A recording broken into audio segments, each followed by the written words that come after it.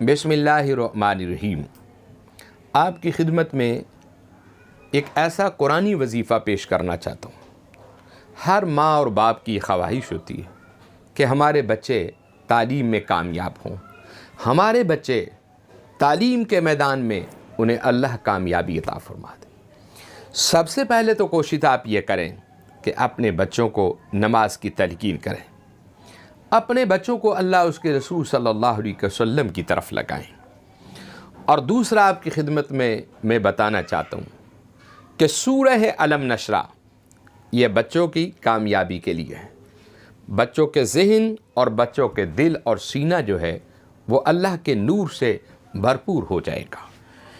لیکن سورہ علم نشرہ جو ہے اس کو آپ نے پڑھنا کیا ہے اور کس طریقے سے پڑھنا ہے؟ رات سونے سے پہلے 141 مرتبہ آپ سورہ علم نشرہ کو پڑھیں، چاہے خود پڑھ لیں یا آپ کی والدہ پڑھے یا آپ کا والد پڑھے۔ اس کو 141 مرتبہ پڑھ کر اول آخر درود ابراہیمی پڑھے۔ 41 دن تک جو بچے یہ کہتے ہیں کہ ہم ہر بار فیل ہو جاتے ہیں، ہمارے ذہن نہیں چلتے، ہماری عقل کام نہیں کرتی، آپ 41 دن چاہے آپ کا بیٹا ہے یا آپ کی بیٹی ہے، آپ 41 دن اس سورہ علم نشرہ کو پڑھ کر چینی پہ، پانی پہ، بادام پر دم کر کے اپنے بچوں کو کھلائیں۔